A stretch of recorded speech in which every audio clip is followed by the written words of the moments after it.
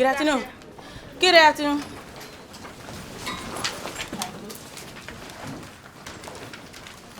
I'm going to start chapter 1 of Night by Elie Wiesel.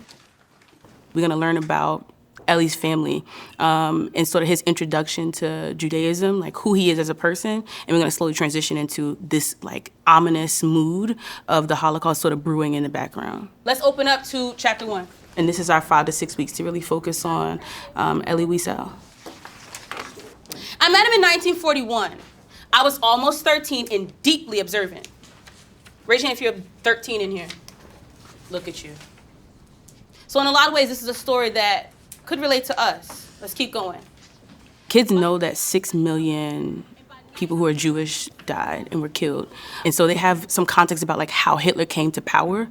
They have some context about what it means to practice Judaism and some general ideas about what the world was going through around World War II. Regular, normal Germans that were sophisticated and intelligent, they conformed with Hitler. 6 million Jews were murdered because of the fact that they were deemed as genetically inferior due to the fact that maybe they weren't fully German or that they had disabilities. The Shard of Jews is an easy target. We already know that, like in the text, there was the day of like broken glass. I forgot what it's called. Kristallnacht. That is such an important moment. Daniel, tell us what that was. Many Jewish buildings were destroyed, and like they arrested many Jewish people. And, like, wait, why would they do that? I don't know. Why would they burn their buildings? They wanted to erase Jewish idea completely. Completely. And take Jewish memory away. Our kids are over 90% free and reduced lunch, which means most of our students are at or below the poverty line. They have really rich mindsets and they're able to understand our disposition. How is a mood of being in the ghettos different from the mood of children playing in the street? How did the mood change in ghettos? Back then, ghettos also described something negative that still means something negative to this day. They're really trying to see, are we similar to Wiesel? Would we react in that way? Can we imagine it? Most of us cannot. How did normal people get to this point where a tragedy like this could happen? The Nazi, they controlled everything, everybody hearing the same thing all at the same time. So if everybody hears the same thing all at the same time, they would all think, oh, since he's doing it, I should do it. People were ignorant to the idea that they were just killing innocent people that they didn't know. Most of our students are from Newark, live in Newark. Although our crime rates have gone down quite a bit, we still have pretty high crime rate. A lot of what happens is not even on the news. And so our students come from backgrounds that they've never experienced anything like the Holocaust. But the context, the sort of underbrewing tones of violence, in a lot of ways, the undertones are similar. How did they get from Saget to this camp? They were in their homes, and then they started to put them in the train so that they could go to the extermination camp. I didn't really know about the Holocaust. I didn't really know much until I got here and started reading the book. What are all the things they did to break Wiesel down? When he arrived, he was tattooed and dehumanized. Can we blame the guard then? Can't fully blame the guards. They're being influenced to do this. Hitler, he was like kind of a priest to them, and they were below him, so they had to listen to everything that he said. I see some folks ready to jump in and disagree. I think that people were cowards at that time because they had no beliefs themselves and what they needed, so I think they followed Hitler and ran with him because that's what they needed at that time. Please pick up on page 29. In a fraction of a second, I could see my mother, my sisters, move to the right. Stop right there. What just happened?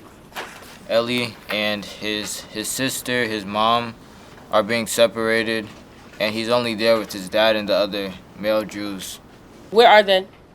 They are right at the crematorium. They just left. He's kind of traumatized by the flames because he was like seconds away from death, but at the last second they were turned away. Pick up on page 34, Cayenne. Never shall I forget that night, the first night in camps that turned my life into one long night 7 times. Never shall I forget those moments that murdered my God and my soul and turned my dreams into ashes. Never shall I forget those things even when I'm condemned to live as long as God himself. how does his relationship with his father shift? He's probably going to be feeling anger for being like having to take care of his father at 16 in a situation like this. I feel like everything bad that happened made Weasel stronger, since now he has to care for his father. I kind of disagree when Isabel said that made him stronger. In the end, he was still broken down emotionally. This is dehumanization, because one of the main things that makes a human human is them having the right and the ability to choose. I feel like freedom is being able to choose life or death, and I feel like freedom is being able to have an option, and I feel like you cannot define freedom. Some people define freedom for themselves. His father is very sick and doesn't want to live anymore. I'm glad that I learned about the Holocaust. I feel like I have a better understanding of like how the world is and what happens in the world and what could happen in the world eventually. God hasn't given up on Ellie yet, but Ellie is trying to give up on God. But God is still giving him chances and still letting him survive. It's not God. I feel like it's more like fate. I agree with you, and I think that based off Wiesel's perspective, God is not always there. I feel as if God didn't create the Holocaust, because I feel as if he gives us a choice to choose, so it wasn't really his fault that the Holocaust happened. Maybe God is putting him through this to make him understand that God is just not just there to make you happy. God is there to just lead you through life in general. What really struck me most about Eliezer and his life is that how religious he was from a young age. Like in the beginning of the book, he was like 13, 14, and talked about how he woke up so early to go to the synagogue and pray, and how whenever he prayed, he'd always cry. And it really struck me because, I mean, I'm religious too, and he was around my age, but I was never that passionate about religion. The fact that he never stopped believing in God was really just shocking. Go to the very last page of the book where Wiesel is staring in that mirror. Wiesel says he looks in the mirror and sees a corpse. I feel like being a corpse wasn't a physical death, or it wasn't, oh, I want to die. I didn't think he added that to say I want to die explicitly. I think he added that to say that he is already dead emotionally. Like on page 15, he suffered an emotional death. I have a question now. What was the most impactful part of the book for you? The most impactful part was when his father died. This is powerful to me because this is like a different situation, and I don't know what to expect because I've never experienced it. But I feel like if I did and I had to let go of my mom, I don't even know what I would do with myself. We have an essential question. Why did he write this book? What were we supposed to learn? I felt like he felt obligated to make this book because he wanted to more like notify everybody so history wouldn't repeat himself. He talks about how he's been really working to make sure that people are safe, making sure that people don't suffer the way he did. I really felt grateful that I have such a privileged life because I realized that this was going on to kids the age of me, and how in one snap your life can change completely. I feel as if when he wrote this book, he was trying to let go of his pain so he won't have to feel the pain of having to relive those moments over and over and over again.